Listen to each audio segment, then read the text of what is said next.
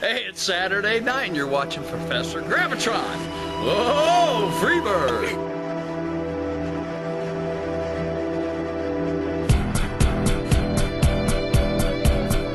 All American Hearts Radio. Web TV.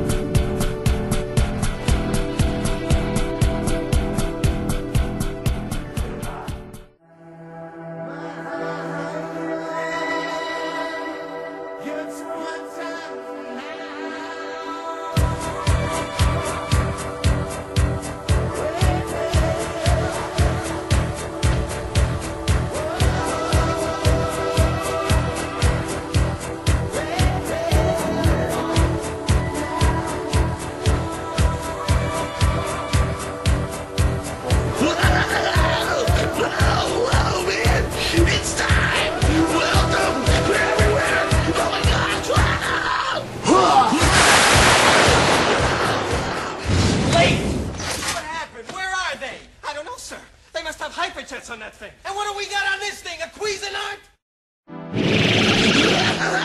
What's up, man? You escaped too? Technological revolution.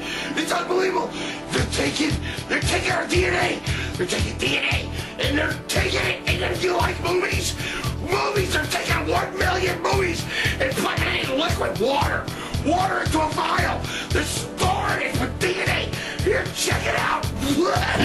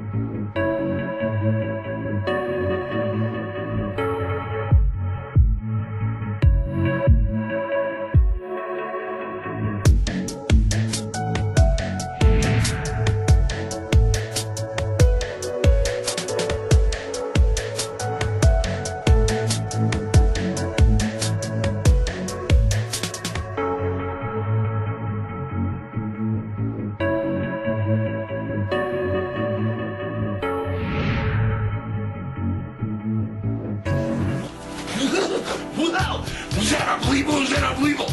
Crazy stuff. You want to know something really more crazy? Well, you know Stephen Hawking? You know, the most brilliant guy in the whole world smells like, you know, the sits like this. Anyway,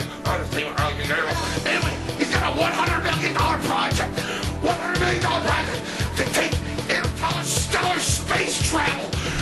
That's right, they're going to go trillions of miles across the galaxy with lasers. You can watch this. It's going to blow your mind. Whoa!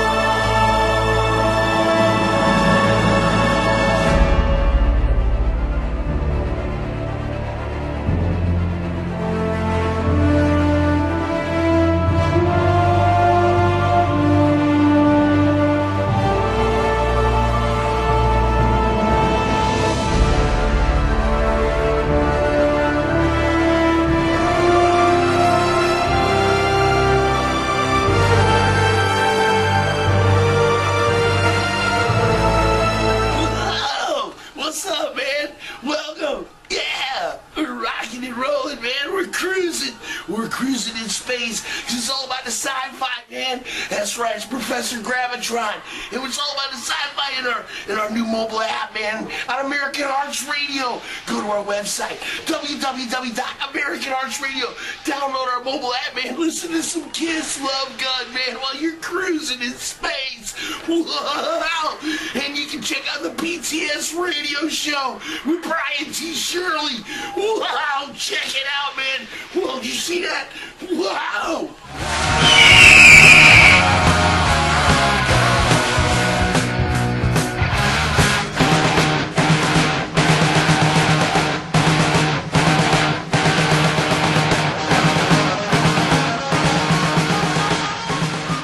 Saturday night and you're watching Professor Gravitron.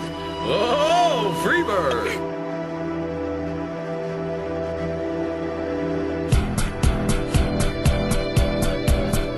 All American Hearts Radio. Web TV.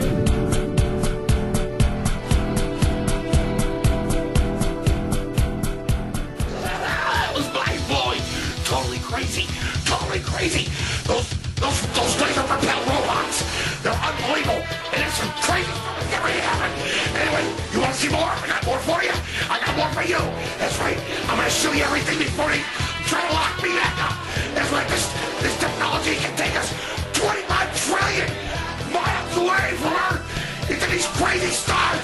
You want to go to space? We're going to blast off. Wow!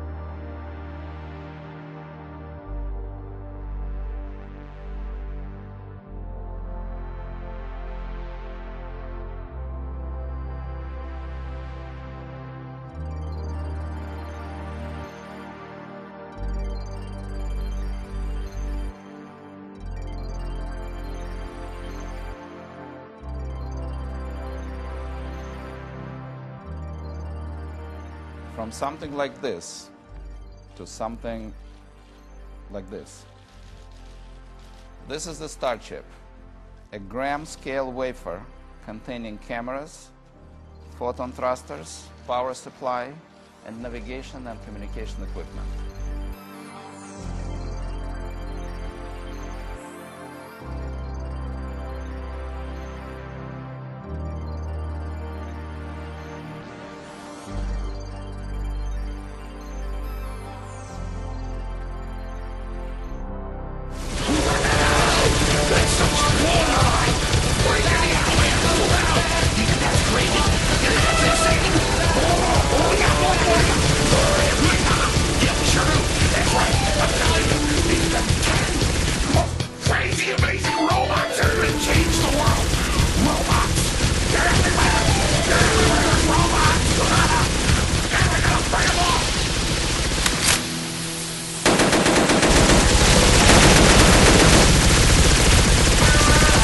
Here are 10 great robots, some of which are even available to the public.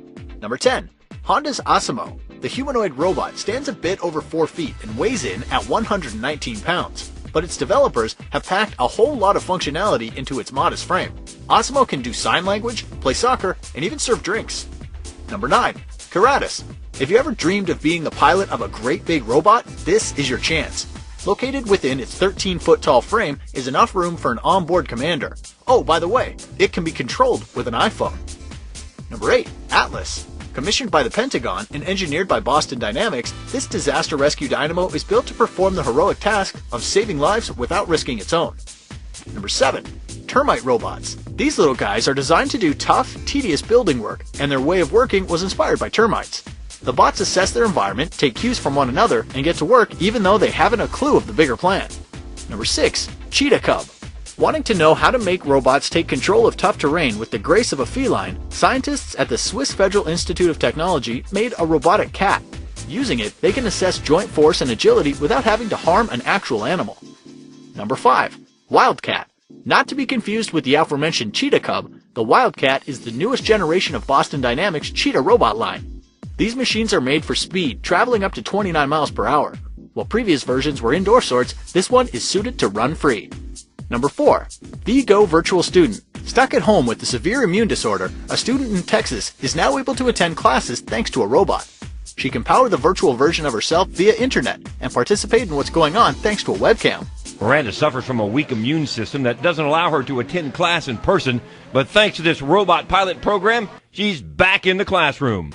Number 3. RoboFly. It's tiny and fast, weighing only 80 milligrams and flapping its wings up to 120 times per second. Once technology advances and can make it a battery small enough, the robotic insect is predicted to be a helpful tool in search and rescue missions. Number 2. The Mab. It flies around your house, senses where it's dirty, and then deploys a bunch of tiny little cleaning bots to make the area sparkle. It's just a concept, but was enough of one to win the Electrolux Design Lab competition. Number 1. Curiosity. NASA's Mars rover has accomplished far more than any other robot can imagine, so to speak. It's only been on the red planet for about a year and a half, but has already determined that there could have once been life there. If you could design a robot, what would you make it do? Hey, it's Saturday night and you're watching Professor Gravitron. Whoa, Freebird!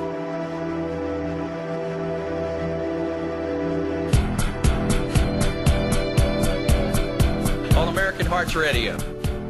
Web TV.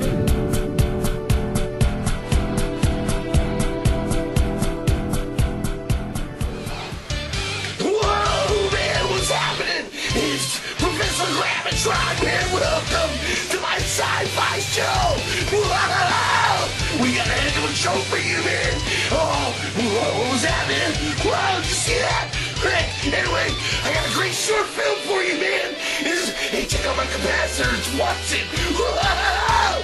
Anyway, this is Azricon, a short sci-fi film, man, by Andrew Kilmanov. I think I'm saying that right, I'm not sure. But whoa! In the future, there's a team of astronauts, man. Yeah, and they're on a 10-year journey, man, to this distant planet. And they encountered a large, abandoned ship, man, on a mysterious planet. You know all this? Whoa! Let's check this out, man, because this is a nightmarish threat, which is far bigger than anyone ever imagined. Oh, shit! Whoa, see that? Really, man?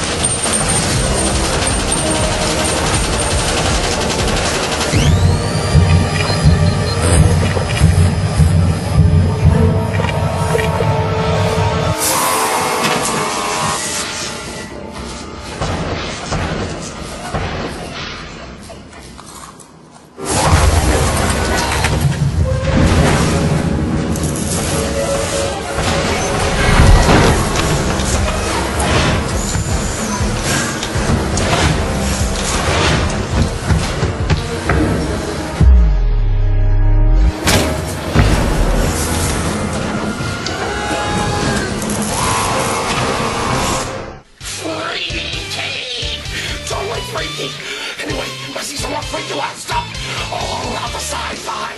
That's right, tonight, I'm Professor Gravitron.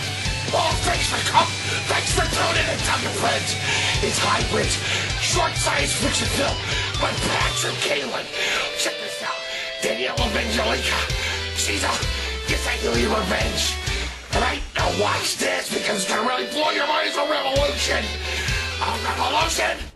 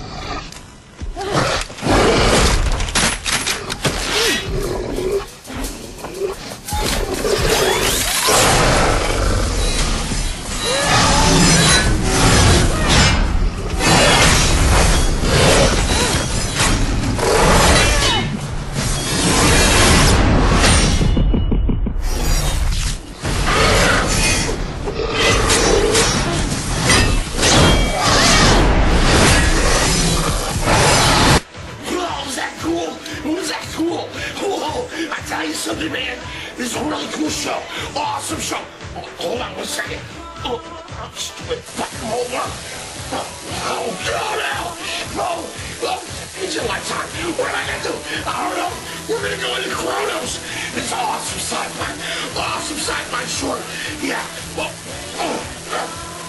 just do it. Hey, get out of my way. Leave me alone. Oh, I think we're gonna blast off with this. It's gonna blow your mind. Here we go. 10, 9, 8, 7, 6, 5, 4, 3, 2, 1, ignition.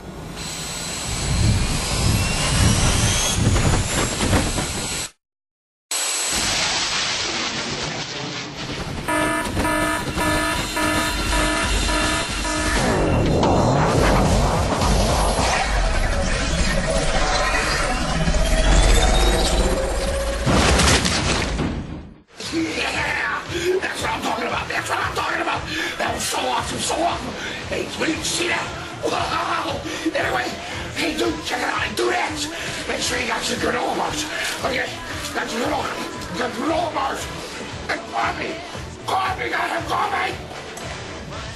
Professor Gravitron, we'll see you next Saturday. Wow. See that? Wow.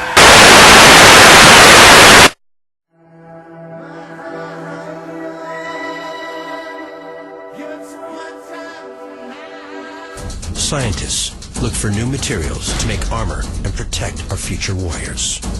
One of the most promising? Liquid armor. So the military continues to look for the holy grail. Armor that provides total protection while leaving soldiers and vehicles completely unencumbered. In future wars, the first shot is certain to be the most destructive ever. As enemies adapt new firepower and techniques, armor manufacturers must protect against the next war's equivalent to IEDs and explosively formed penetrators. So what is on the horizon? Initially, armor was something where its thickness mattered most. And then we get into figuring out layering and new materials. And now we're getting the idea of armor that could even be liquid. One potential way to apply liquid armor is as a full bodysuit filled with tiny iron particles that are suspended in silicon oil. The suit is wired with an electrical current, which is controlled by an onboard computer system. When a ballistic threat hits the suit, the computer automatically applies an electrical charge, which in milliseconds locks the iron particles together, creating an impenetrable shield. Once the charge is removed, the particles unlock, and the substance goes back to a fluid state. Could liquid armor signal the end to the seemingly endless race between arms manufacturers and armorers? Wow, that's freaky, man. Totally freaky. Liquid armor, who would have thought? Anyway, you know what? That's something crazier for you. And I'm gonna need my friend to help me because they're building Iron Man suits. Iron Man. Well, what are we gonna do about that? We need a Cape Crusader. That's what we need. We need a Cape Crusader. I need him right here. Oh, there he is. Hey, Cape Crusader, I'm gonna need you, man. They're building. Oh, man, listen. I need you, okay? We're in the Nuthouse. I know you don't know where you're at, but listen. I'm telling you, they're coming after us, and they're gonna have Iron Man suits, and they're soldiers. They got superhuman strength. Check this out, man. Whoa! Check it out, they're coming everywhere. Iron Man may no longer be a movie fantasy. Now the US Army is developing a tactical assault light operator suit designed to provide soldiers with superhuman strength and greater ballistic protection. The Iron Man armor suit can monitor a soldier's heart rate, hydration levels and core body temperature. The suit would respond to the data supplied by an onboard computer hooked up to sensors to keep a soldier in the optimum condition for battle. The body armor can transform from liquid to solid in milliseconds when a magnetic field or electrical current is applied. If a soldier is wounded, the Talos suit would monitor their health or even stop the bleeding using a wound stasis program. While an exoskeleton likely powered by hydraulics gives the wearer superhuman strength. The lightweight suit will also provide the wearer with night vision, increasing a soldier's mobility. Antennas provide capacity for communications. Like all good superheroes, however, Talos has a weakness, as it currently needs a heavy hydraulic pump or battery to help operate all the high-tech equipment. Where'd he go? Where'd he go? Where'd the Cape Crusader go? Hold on. He's got a trick. It's got to be a cloaking device. Invisibility cloaking device. I got one of those. Those will help you against the robots and the security when they try to lock you up from the Nuthouse. What this? Here we go. Hey. Whoa, there you are, man. Hey, listen, that cloaking device is great. How did you use that? Where'd you get that? Well, back where I was at, right? My boy, my hot square llama, gave it a square. Whoa! Where'd he go? That's crazy cloaking device. Here, I'll try it. Let me try to get back. Batman, where'd you go? Where'd you go? Wow, dude, that's awesome. Cloaking, invisibility, invisibility. Here, what are they doing? What are they doing? Watch it. Wait. You've probably heard of modern-day research to create an invisibility cloak like the ones found in sci-fi movies. Now you can add another method to the list. With some relatively simple science, researchers at the University of Rochester came up with a new way to make things disappear. Cloaking is essentially just an optical illusion. The basic idea behind these is to take light and have it pass around something. A very simple way of doing that can just be using standard lenses. Researchers say this is the first cloaking device that provides three-dimensional, continuously multi-directional cloaking. So basically that means no matter the direction from which someone is looking at the lens, whatever is behind it will not be visible. So how does it work? The researchers actually made this graph to explain step by step, but in short, there are 4 lenses of 2 different focal lengths. Using a mathematical equation, researchers figured out how far to place them apart to bend the light and create the illusion of invisibility. Now, this definitely isn't the first we've heard of such invisibility cloaks. There are actually a number of methods researchers have tested to try and make the science fiction trick a reality. And just like with many other attempts, NBC points out with the Rochester approach, there are some drawbacks. For example, the simplest setup involves bending light rays through the center of the lenses, which means the zone of invisibility is actually a donut with a hole in the middle. If an object blocks the central axis, the invisibility effect is spoiled. A more complex design would eliminate that pitfall. It cost researchers about $1,000 in materials to create the device, but they believe it can be done cheaper. According to the researchers at the university, one use for their device could be to help a surgeon look through his hand to what he is actually operating on. Well, that's it for today. I'm gonna come back. I'm gonna tell you more. I'm gonna tell you more. It's crazy stuff. Whoa, you hear the sirens? Try to get me.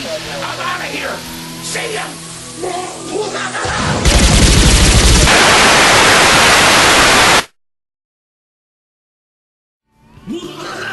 It's Professor Gravitron in your Saturday night sci-fi. We're cruising in space. I'm as free as a bird now. And this bird you cannot change. It's Skinner Universe, man. I'm Professor Gravitron sci-fi. What happened? Man. It's Johnny Vanzant, man. Hey. Whoa, man. Free bird, dude. Hey, man, you like sci-fi, man? Yes. Watch out here, turn on the